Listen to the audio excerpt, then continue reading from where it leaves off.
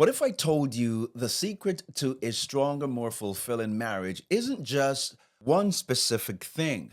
It is about a accumulation of things and effort that you need to do daily. I want to share with you 5 daily habits for a stronger marriage. And if you practice these in your relationships, in your marriage, you will absolutely have a better, fulfilling marriage and relationship. Let's have this conversation. Hello again. Welcome back to the show. Welcome to the channel. I am Doran, and this is Not Easily Broken. Now, my wife and I got married at the age 23 and 22. I was 23 years old. My wife was 22. That was 30 years ago, guys. 30 years of marriage. And in the early years of our marriage, I thought love was enough to make it work. But the truth is, we were drifting more into the idea or into this mindset of a roommate than soulmate. After a while, being in marriage for the years that my wife and I have been married, you sometimes start to take each other for granted. We were falling out of the habit of doing what it takes to make the marriage work.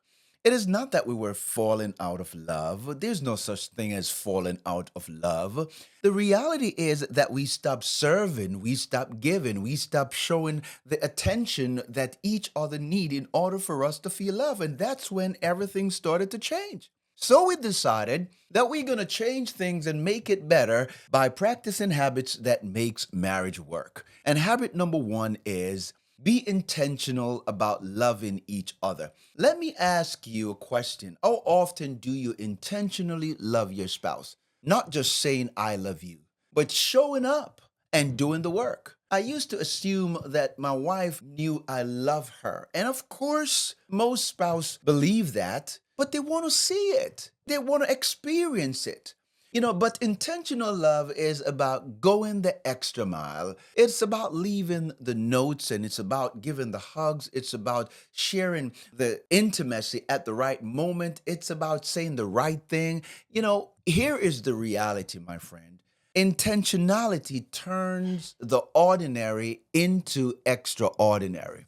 And in order for you to be an extraordinary spouse, you must be willing to do the extra thing. Because the word extraordinary, it is a compound word. You have extra and you have ordinary. When you put the two words together, you get the word extraordinary. So in order for you to become an extraordinary spouse, you must be willing to do the little extra things, which means that you have to give a little extra love, a little extra patience, a little extra intimacy, a little extra empathy, do a little extra chores, do a little bit extra, and then, my friend, you will become extraordinary. I have a tip for you. I want you to say to your spouse when you are both in a very quiet, very peaceful, the atmosphere is it's very easy. You guys are connecting. You know what I'm saying?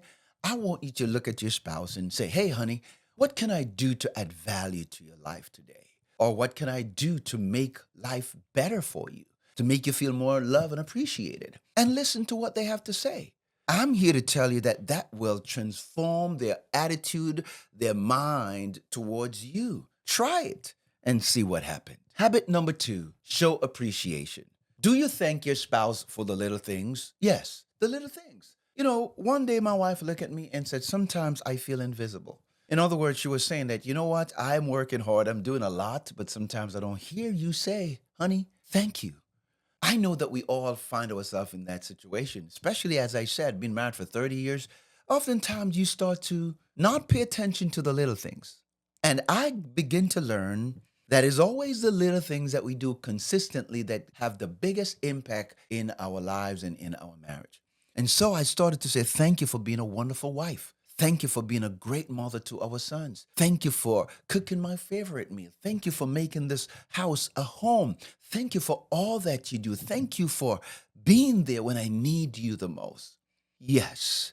And she would do the same thing for me. I want to ask you, when is the last time you look at your husband and say, thank you for being a wonderful husband? Thank you for being a great provider. Thank you for doing all the things that you do to make sure that we are okay. Thank you for showing up when showing up is not easy.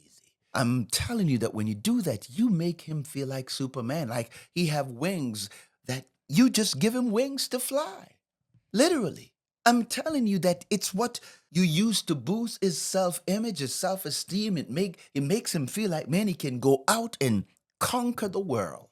That's the power of appreciation. When you look at your wife and you tell her how beautiful she is, you're beautiful, you're gorgeous, you're amazing, you're fantastic, you're sweet, you're sexy, you're attractive, I desire you. It literally can let a person that feels like a peasant turn them into a beautiful queen. We have the power to use not just our words, but our actions to create the love that our spouse desire. That's why appreciation is such a powerful thing. And guys, I want to ask you a big favor. If this video is adding some value to you, then do us a favor and hit that like button. It is absolutely the best way that you can show your support for what we're doing here on this channel. Thank you so much.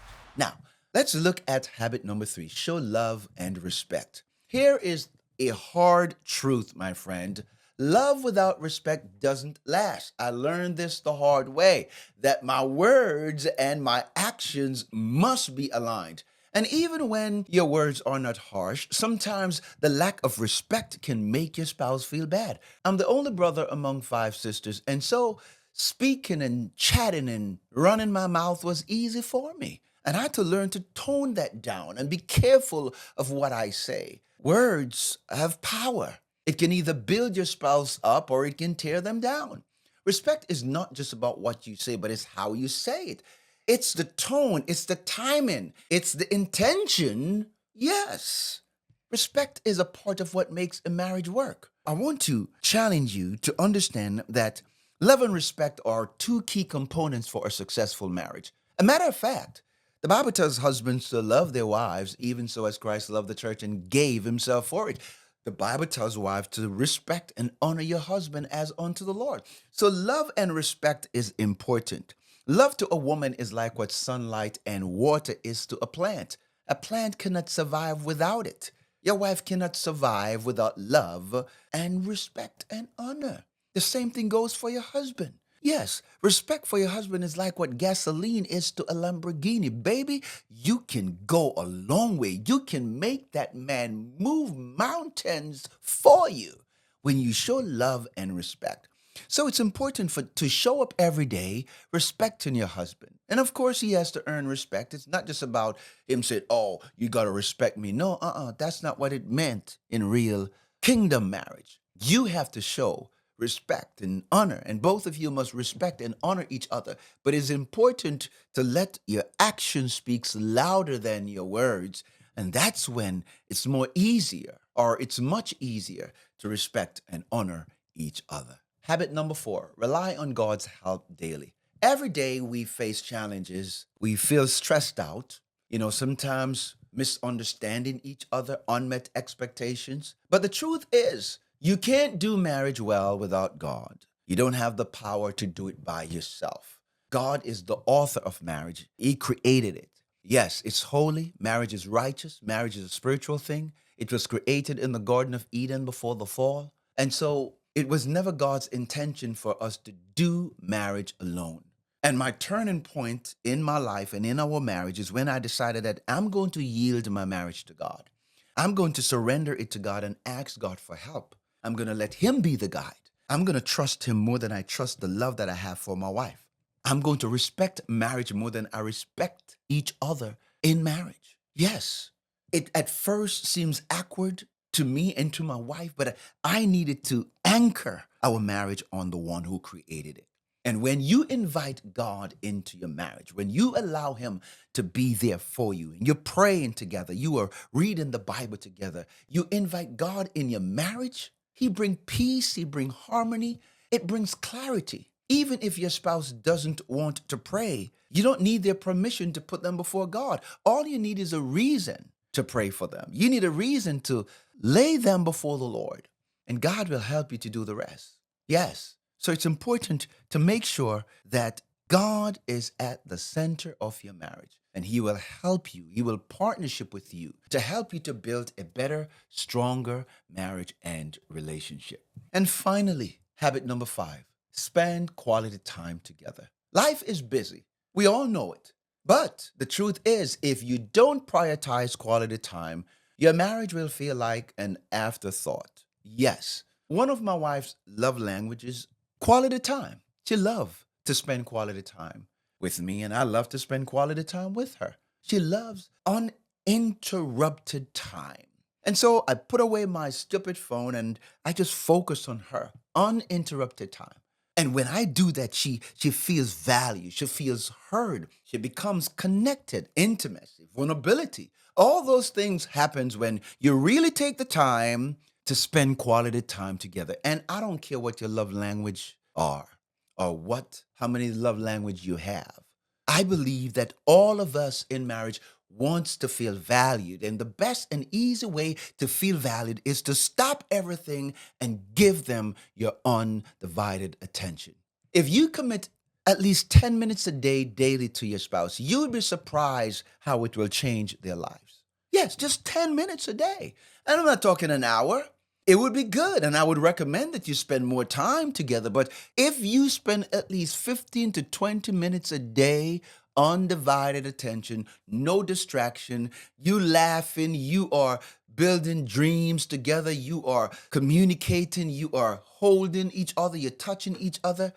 Oh, yes, I promise you, my friend, it will definitely change the culture and change the rhythm of your marriage. Go and spend time together and see what happens. You know, my friend, when my wife and I start practicing these habits daily, it felt like we were falling in love all over again. A matter of fact, the small intentions, the small intentional habits, our actions, it creates a ripple effect in our marriage and it brought us closer together. But here is the thing, it's not about doing it perfectly. It's about doing it consistently. Did you hear that? Yes. What would your marriage look like if you would commit these habits daily? How much peace, how much connection could you create in your marriage? And here is the challenge for you. I want you to pick one of these five habits and practice them in your marriage. Apply them in your marriage and see exactly what will happen. I know this, that the greatest marriages are the ones where two people are passionate about serving each other.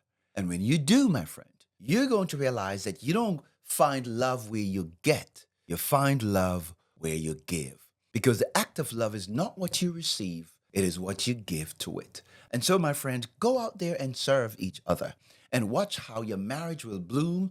Watch how it will blossom into something special, something beautiful. And it's the kind of relationship that the both of you guys will love coming home to. Thank you so much for watching. I hope this was a blessing to you. And if it was, please do us a favor and hit that like button. Please share and subscribe to this channel. And you might want to check out this other video. It's going to bless you too, to help you to build a better, stronger marriage and relationship. God bless you. And I can't wait to see you in the next one.